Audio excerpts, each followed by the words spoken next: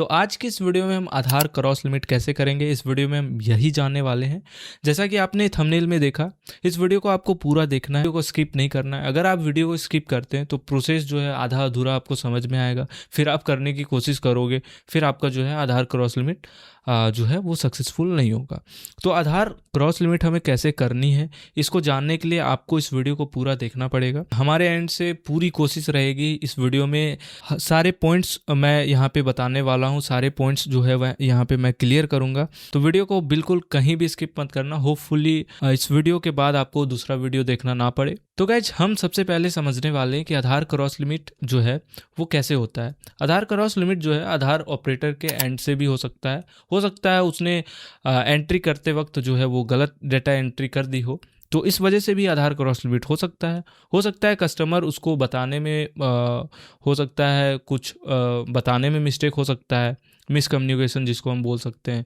हो सकता है कस्टमर जानबूझ के वैसा डेट ऑफ बर्थ जो है वो उसने अपडेट कराया, उसके बाद उसे ये पता ना हो कि आफ्टर अपडेशन के बाद जो है वो हम दोबारा डेट ऑफ बर्थ जो है आधार में अपडेट नहीं करा सकते। इन्फॉर्मेशन कस्टमर्स के पास होती नहीं है और वो डेट ऑफ बर्थ चेंज कर लेते हैं। छोटा सा काम निकालने के लिए वो फटाफट से आधार सेंटर में जा कर के डेट ऑफ बर्थ चेंज कर लेते हैं, फिर उन्हें बाद में पता लगता है कि आधार जो है वो एक ही बार चेंज हो सकता है और ये हमारे आधार कार्ड में क्रॉस लिमिट लग चुका है। आधार क्रॉस लिमिट हो चुका है, अब इससे हम बाहर कैसे आएंगे। तो आप लोगों में से बहुत सारे लोग हो सकता है कि आपने आधार क्रॉस लिमिट जो है वो ट्राई करने की कोशिश करी होगी और आप जो है वो सक्सेसफुल ना रहा हो, आप का जो है वो रिजेक्ट हो गया हो। तो इस चीज़ को हम कैसे सॉर्ट आउट करेंगे। प्रोसेस से पहले डॉक्यूमेंट क्या होना चाहिए आपके पास, क्या मैंडेटरी डॉक्यूमेंट होगी, इन चीज़ों के बारे में मैं सबसे पहले आपको बता देता हूँ। तो मैं जो बताने वाला हूँ इसको आप केयरफुली सुनो। सबसे पहले आपके पास बर्थ सर्टिफिकेट ओरिजिनल होना चाहिए।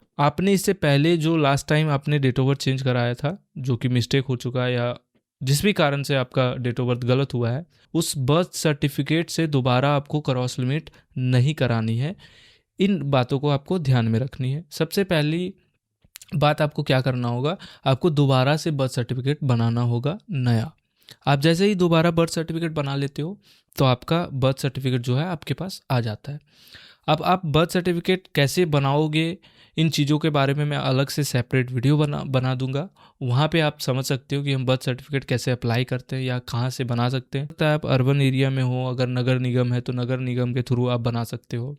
अगर आपके एरिया में नोटिफाइड एरिया है तो आप नोटिफाइड एरिया से बना सकते हो। आपके एरिया में अगर आप रूरल में हो, पंचायत में हो, तो आप पंचायत के थ्रू भी बना सकते हो। तो अब आपके मन में ये सवाल आ रहा होगा कि हमारे पास जो है वो बर्थ सर्टिफिकेट नहीं है, हमारे पास जो proof of date of birth है उसका मेरे पास जो है वो मार्कशीट है, मेरे पास इंडियन पासपोर्ट है, और भी जितने डॉक्यूमेंट्स है आपके पास अगर है भी तो भी ये इन डॉक्यूमेंट से आपका काम नहीं होने वाला है। अगर आपको क्रॉस लिमिट कराना है तो आपको मैं जो भी प्रोसेस बताने वाला हूँ या बता रहा हूँ और जिन भी डॉक्यूमेंट का मैं नाम लूँगा सिर्फ उसी डॉक्यूमेंट से होगा, इस बात को आपको ध्यान में रख लेना है। और आपको कोई भी एक्सपेरिमेंट नहीं करना है। अगर आपको एक्सपेरिमेंट करना है तो इस वीडियो को यहीं पे आप स्किप कर दो, और अगर आपको वीडियो पूरा देखना है तो वीडियो को पूरा देखो, तब आपको पूरा प्रोसेस समझ में आएगा। उस प्रोसेस को आप एक बार फॉलो भी आपको करके देखना है और फिर आपको देखना है कि आपको रिजल्ट पॉजिटिव मिलती है या नहीं मिलती है। पहला काम आपका क्या होगा कि बर्थ सर्टिफिकेट आपको ओरिजिनल बनाना होगा। अगर आपके पास मार्कशीट है, आपके पास पासपोर्ट है, तो इन डॉक्यूमेंट से आपका काम नहीं होने वाला है। तो इन चीज़ों को आपको ध्यान में रख लेनी है। अब जैसे ही आपका डॉक्यूमेंट रेडी हो जाता है, सेल्फ डिक्लेरेशन फॉर्म जो है इस तरीके से होना चाहिए। और जो सेल्फ डिक्लेरेशन फॉर्म है आप आधार सेंटर से भी ले सकते हो, और अगर आधार सेंटर से आपको नहीं लेना है तो उसका लिंक मैंने डिस्क्रिप्शन बॉक्स में डाल दिया है। आधार का जो क्रॉस लिमिट का जो एनेक्सचर होता है सेल्फ डिक्लेरेशन फॉर्म, उसको आपको डाउनलोड करना है। हमने डिस्क्रिप्शन बॉक्स में डाल दिया है, वहाँ से आप डाउनलोड करो, उसको प्रिंट करवाओ। प्रिंट करवाने के बाद उसको फिल करो। आपको कैसे फिल करनी है इसका भी मैंने सेपरेट से एक वीडियो बना दूंगा, आपको देख लेनी है, या कोई भी किसी का वीडियो आप देख लो, उसको कैसे फिलअप करना है अच्छे से समझ लो। उसके बाद आपको सेल्फ डिक्लेरेशन फॉर्म जो है वहाँ पे फिल कर लेना है आपको। उसके बाद जैसे ही आप सेल्फ डिक्लेरेशन फॉर्म जैसे ही रेडी कर लेते हो, छोटा वाला आधार कार्ड है तो दोनों साइड आपको स्कैन कर लेनी है। जैसे आप स्कैन करते हो दोनों साइड आधार कार्ड, उसके बाद अपने स्टेट का जो भी आपके जो सबसे बड़ा सिटी है, या फिर आप ऐसा समझ लो कि आपके राज्य में जो राजधानी है वहाँ पे आप जाओगे। जैसे मैं यहाँ पे झारखंड की बात करने वाला हूँ, तो झारखंड का जो है यहाँ पे रांची है।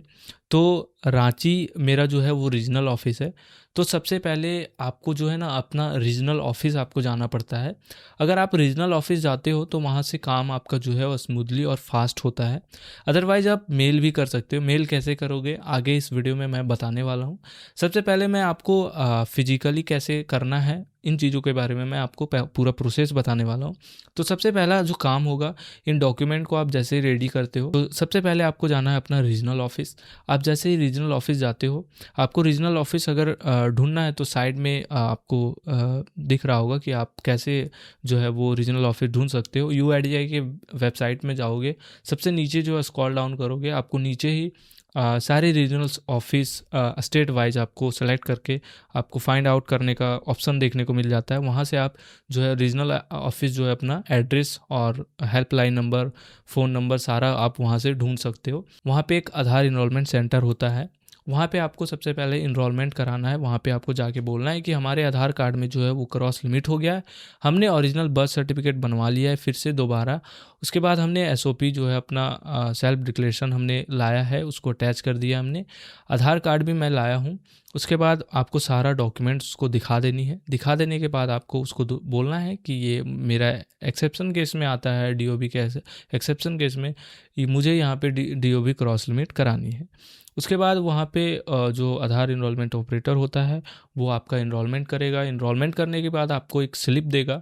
आपको जैसे ही वो स्लिप देता है उस स्लिप को आपको संभाल के रखना है। उसके बाद उस इनरोलमेंट स्लिप को उसको भी आपको स्कैन कर लेनी है। स्कैन करके आपको अपने फ़ोन में रख लेनी है या आप अपने PC में रख सकते हो। आप जैसे ही अपना सारा डॉक्यूमेंट एक जगह कर लेते हो, हमने आपको क्या क्या डॉक्यूमेंट बताया था, बर्थ सर्टिफिकेट ओरिजिनल, उसके बाद आपको सेल्फ डिक्लेरेशन फिल कर लेनी है, उसके बाद आपको आधार कार्ड स्कैन कर लेनी है, उसके बाद आपको जो आपने रिसेंटली जो इनरोलमेंट कराया है वो इनरोलमेंट स्लिप भी आपको अटैच कर देनी है। ये सारा डॉक्यूमेंट आपको एक PDF में बना लेना है। आप जैसे ही एक PDF में सारा डॉक्यूमेंट बना लेते हो, अटैच कर लेते हो, उसके बाद आपको रीजनल ऑफिस जाना है। आप रीजनल ऑफिस जा कर के डायरेक्टली वहाँ ऑफिसर से आप बात करके आप उनको सारा अपना प्रॉब्लम जो है वो समझा सकते हो, उनको बता सकते हो। कई बार ऐसे कमेंट भी मेरे वीडियो में आए हुए हैं कि रीजनल ऑफिस में कोई सुनता नहीं है या किसी से आप मिल नहीं पाते हो, काम नहीं हो पाता है एक दिन में। तो ऐसे केस में अगर आपका काम नहीं हो पाता है तो आप डायरेक्टली मेल भी कर सकते हो। सबसे पहले आपको अपना पूरा 100% देना है रीजनल ऑफिस में। आप जैसे ही इन डॉक्यूमेंट को रेडी करते हो, आपको रीजनल ऑफिस में जा कर के कोई भी स्टाफ से मिलना है। वहाँ पे आपको जो भी ऑफिसर्स होते हैं उनसे बात करनी है। बात करके आपको अपना प्रॉब्लम जो है वो शेयर करनी है। शेयर करने के बाद आपका वो डॉक्यूमेंट चेक करते हैं, आधार कार्ड और सारे सेल्फ डिक्लेरेशन वगैरह, ये सारे डॉक्यूमेंट्स आपका चेक करते हैं, इनरोलमेंट स्लिप चेक करते हैं। चेक करने के बाद आपसे रीज़न पूछा जाता है कि आपसे कैसे गलती हो गई। ये सारे रीज़न आपको जो है वो बताना पड़ता है। आप रीज़न जैसे ही बताते हो फिर आगे का प्रोसेस वो करते हैं डायरेक्टली रीजनल ऑफिस से। ये तो हो गया कि आप डायरेक्टली जा कर के रीजनल ऑफिस से करा सकते हो।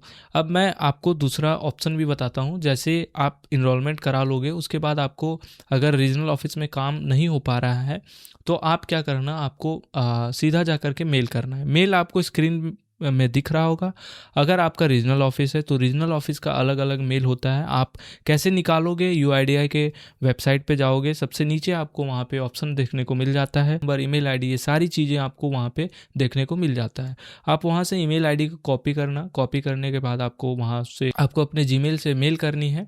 और जैसे ही आप मेल करोगे आप उस मेल ID में जो है रीजनल ऑफिस को भी आप टैग करोगे। उसके बाद आपको UIDAI का जो मेल ID है help@, ऐसे करके वो हमने साइड में स्क्रीन पे डाल दिया है, उस मेल आईडी को भी आपको वहाँ पे साथ में टैग कर देनी है। उसके बाद आपको सब्जेक्ट में लिख देनी है आधार क्रॉस लिमिट, और आपको अच्छे तरीके से एक फॉर्मेट बना लेनी है क्रॉस लिमिट के लिए कि आपका प्रॉब्लम ऐसे ऐसे था, अभी आप इस रीजन के वजह से आप चेंज कराना चाहते हो।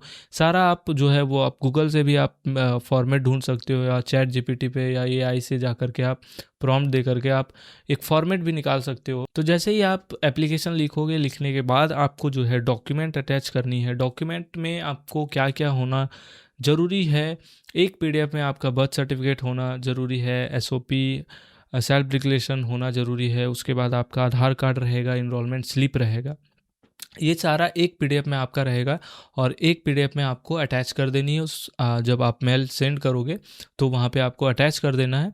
जैसे ही अटैच करते हो आपको सेंड बटन पे क्लिक करना है। आप जैसे ही सेंड बटन पे क्लिक करोगे आपको एक एसआरएन नंबर, एक केस आईडी करके एक रिप्लाई रिवर्ट बैक जब आता है तो एक यूआईडीएआई की तरफ से आपको एक रेफरेंस नंबर दी जाती है, एक केस आईडी नंबर दी जाती है। आप जैसा कि स्क्रीन पे देख पा रहे होगे, तो इस तरीके से आपको एक जो है सर्विस रिक्वेस्ट नंबर दिया जाता है, एसआरएन नंबर।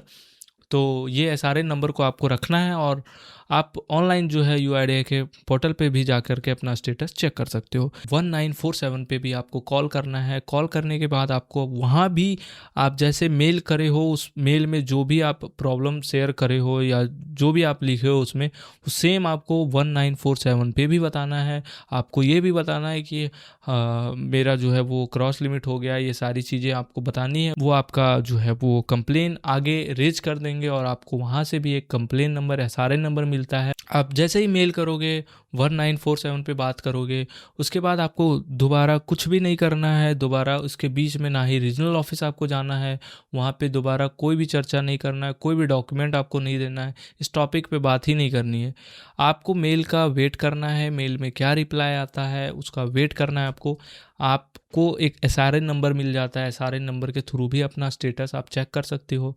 तो इस तरीके से जो है आपका जो प्रोसेस है, थोड़ा लेंदी प्रोसेस है, लेकिन एक्चुअल में यही प्रोसेस है। अगर आपसे कोई बोलता है कि आप इतने पैसे में या मैं इतने पैसे में कर दूंगा, तो बिल्कुल गलत है, या फेक लोगों के चक्कर में ना पड़े। इन चीज़ों में बिल्कुल केयरफुल रहेंगे। आपको किसी को भी पैसा नहीं देना है। अगर आपको प्रोसेस समझ में आता है तो आप बिल्कुल इस प्रोसेस को फॉलो करेंगे और कम से कम आपको 45 डेज जो है वो यहाँ पे वेट करनी है।